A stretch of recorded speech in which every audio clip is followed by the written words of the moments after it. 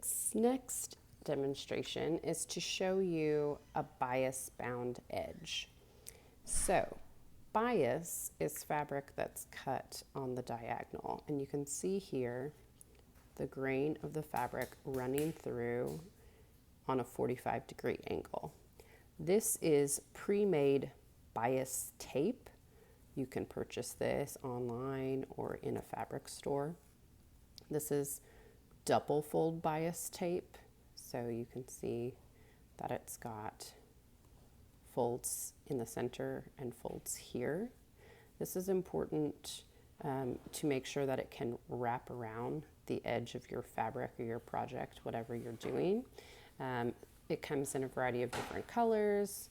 Obviously, the standard black and white is very popular. You can also make your own bias tape by cutting 45-degree diagonal strips out of your fabric. You would just want to keep in mind how wide you want your finished edge to be so that you have plenty of space to fold it and wrap it as you would like it. So again, the pre-made stuff comes in different widths, or you can cut your own in different widths.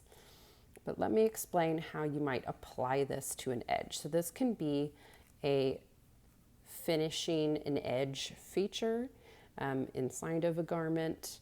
It can finish the edges of things that could not be finished in other ways, or sometimes a decorative detail. Sometimes you can pick a specific color or contrast in the bias tape that goes with whatever you happen to be sewing. So this purpose, I'm obviously using white on natural muslin, maybe not the best color combo. You would probably want to choose something that matched, or specifically a contrasting color for decoration. But we will go ahead and open this up and sew it to the edge of the fabric to show you how you would bind an edge. So I want to begin by planning out how I want to do this, how much seam allowance I have, and it will end up wrapping around my edge, sort of like so. You can see that there, kind of sandwiching the edge of my fabric. So if I'm to do that, I want to open the bias tape and put the groove or the fold of that bias tape down my seam allowance edge. So sometimes you have to move it into the fabric a little bit further to hit that seam allowance line. Sometimes you might be able to line it up actually with the edge of your fabric. It really depends on your project and how much seam allowance you have there, as well as how large your bias tape is when it's finished. I'm running my pins, you can see, down the line so that I can pull them out as I go. And I do this for accuracy. I would have less accuracy if I run the pins perpendicular to that line. And especially in a case of putting the bias tape in a spot that does not match up with the edge of your fabric, you would want to be very careful about how you place this. You always want to make sure that you have a little bit of extra bias tape when you cut it past the actual piece. You can always trim away, but you do not want to be short as you're applying that bias tape on. Again, my thread color is not the best choice. I have dark thread here, but that is for demonstration purposes. You can actually see where I sew. You would want to get a white matching thread for your actual project. So I'm going to line up my needle with the groove, with a fold in my bias tape so that it is running right down that line.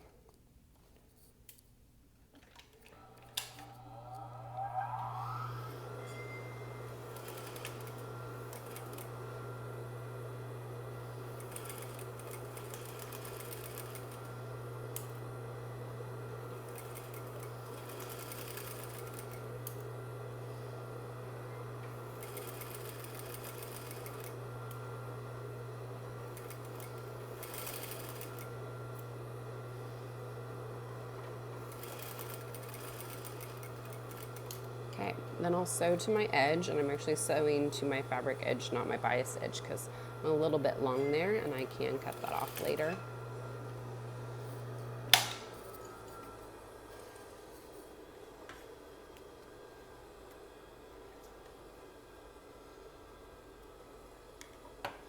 Okay, so now I've got this sewn in one spot, and it's time to flip my bias tape and sew again. So you can use bias tape in a variety of ways, but to bind the edge, you're really wrapping it like this around the outer edge of the fabric. So I will get my iron out, because irons are important as you sew to get everything neat and smooth.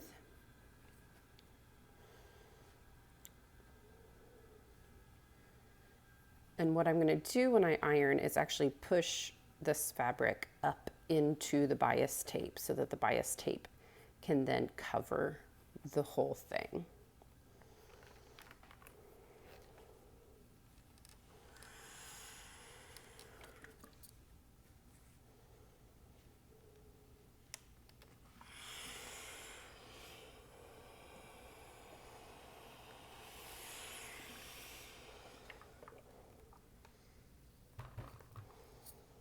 So once I've pressed that a little bit, then I can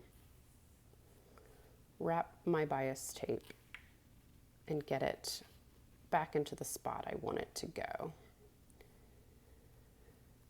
For this edge of the bias tape, so I opened the bias tape and sewed inside of it here, flip it around, wrap it around, and now I can top stitch it in place, meaning I'm going to stitch very close to the folded edge of the fabric here.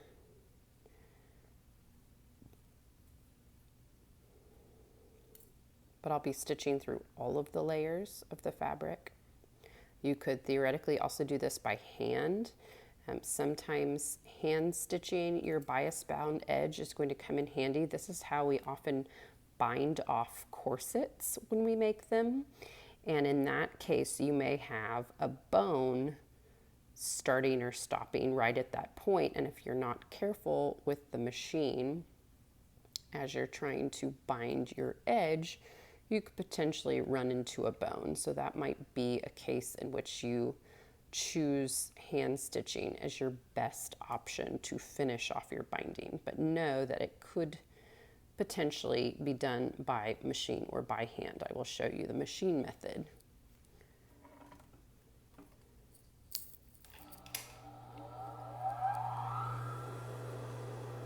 Whenever I'm trying to stitch really close to an edge, I'm going to run that folded edge against the inside edge of my presser foot as a guide.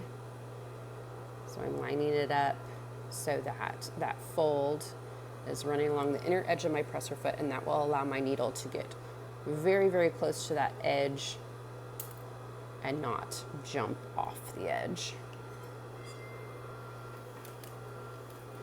And again, this will look hideous in black. You would want to be using a white, and it would be much prettier. You're using white bias tape, but for demonstration purposes, you can see exactly where I'm sewing.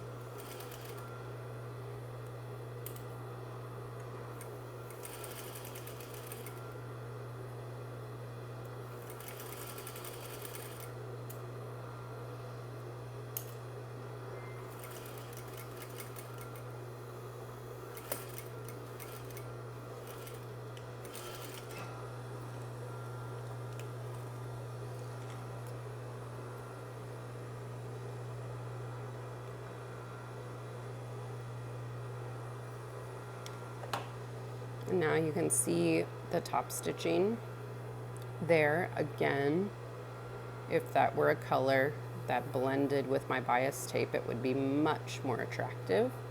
And you can also see what it looks like from the other side. And this was the side that I first stitched the bias tape on when it was open. You can see that here, and then the top stitching right above it.